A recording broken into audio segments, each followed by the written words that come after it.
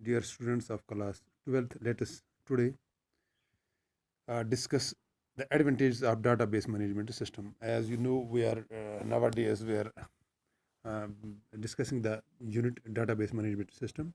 Now, yesterday we have discussed what is database, what are the components of the database. जैसे fields, file की बात मैंने की, field, then record, then file, then database management system. यानी database, the collection of files is called database, collection of records is called file, and collection of, तो आपने देखा field attribute कैसे हमने डिफाइन किया. Now let us today discuss what are the advantages of this database management system. Database management system is the way to keep the records of a company, to keep records of the employee in a file based system, that is called database management system. तो इस database system में क्या है, बहुत सारे advantages है इसकी. Let us first discuss what are the advantages. पहली एडवांटेज मैं बता रहा हूँ, शेयर्ड डेटा शेयर्ड डेटा हम करते हैं, डेटा शेयर करते हैं. Sharing of data means that an individual that an individual piece of data may be shared among several users, different users. जैसे आप देख रहे हो, सपोज हमारे बैंक में हमारे यहाँ हम बोर्ड का रिजल्ट देखते हैं. जब बोर्ड के पास एक डेटा बेस होती है, मतलब जिसमें वो गैजेट होता है, रिजल्ट होता है, एक डेटा बेस.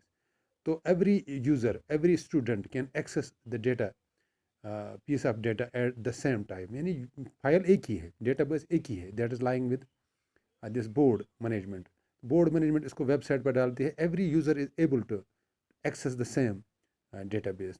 हर एक जो स्टूडेंट होता है वो रिजल्ट देख सकता है. हालांकि फ़ाइल एक ही है, लेकिन हर एक को अपने स्क्रीन पर दिखता है जैसे ये फ़ाइल मैं ही यूज़ कर रहा हूँ.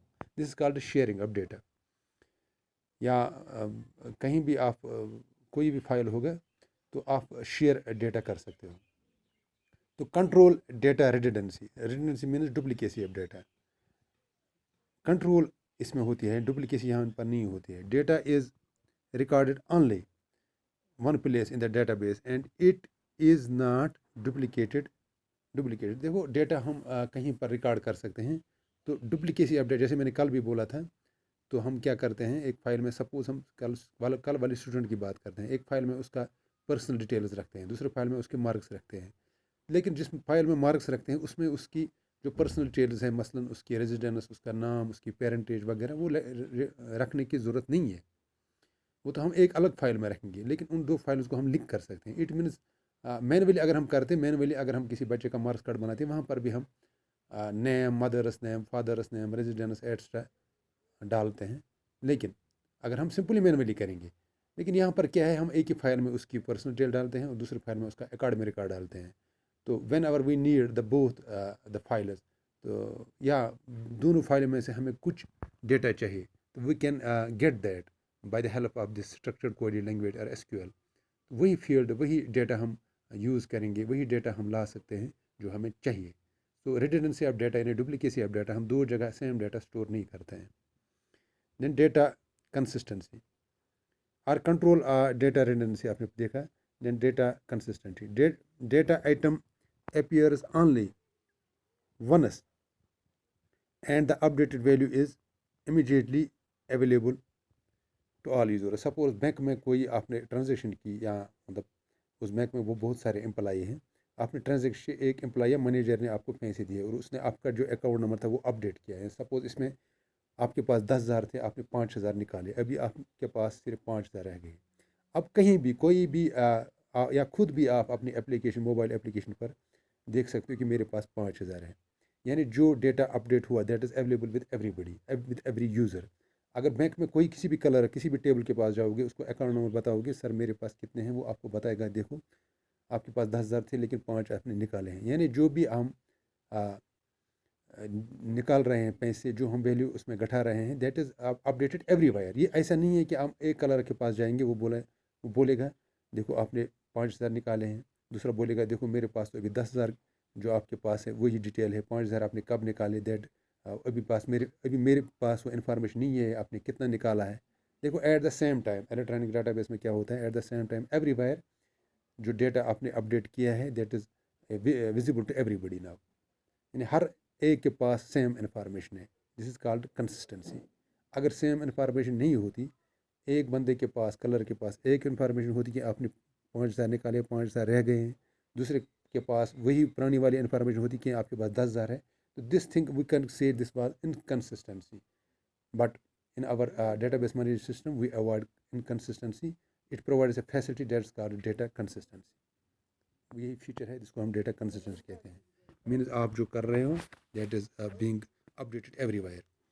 तो control over concurrency in computer file system में overwrite the values recorded by the others. देखो आप ऑफिस में काम कर रहे हो, आप किसी बच्चे का सपोज अपडेट किया गया है, उसका रिकॉर्ड, उसकी रेजिडेंस गलत थी, आप उसकी रेजिडेंस ठीक कर रहे हो। This updation will occur everywhere. Then better data security. What is better data security, क्या होती है? तो आप you can check, you can put this constants on the database. यानी आप एक यूज़र को, आप बीइंग ए मैनेजर, अगर आप किसी बैंक में मैनेजर है, you can change the account number या कुछ और उसमें छेड़खानी कर सकते हो, लेकिन आम यूज़र नहीं कर सकता है, आम क्लर्क नहीं कर सकते हैं। तो आप अथॉरिटी दे सकते हो डिफरेंट यूज़र्स को कि उसकी जो है जुरिडिक्शन क्या है, वो क्या कर सकता है। तो this is called data security. तो ये this is available, this is possible only in the database management system. Then better data accessibility. Database management allows online access by user by providing query language. एक हमारे पास, अगर आप programmer ना भी हो, लेकिन हमारे पास एक क्वेरी लैंग्वेज है, आप उस क्वेरी लैंग्वेज को यूज़ करके आप कोई भी इंफॉर्मेशन गेट कर सकते हो।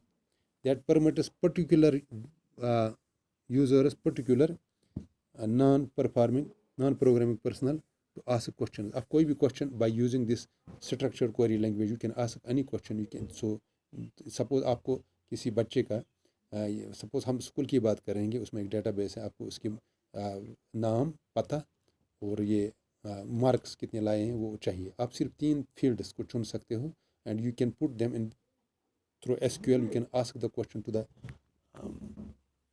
so you can ask the question and you will get the proper answer. This is called better data accessibility. There are many other features which we will discuss in the next class. I hope you got it. Thank you.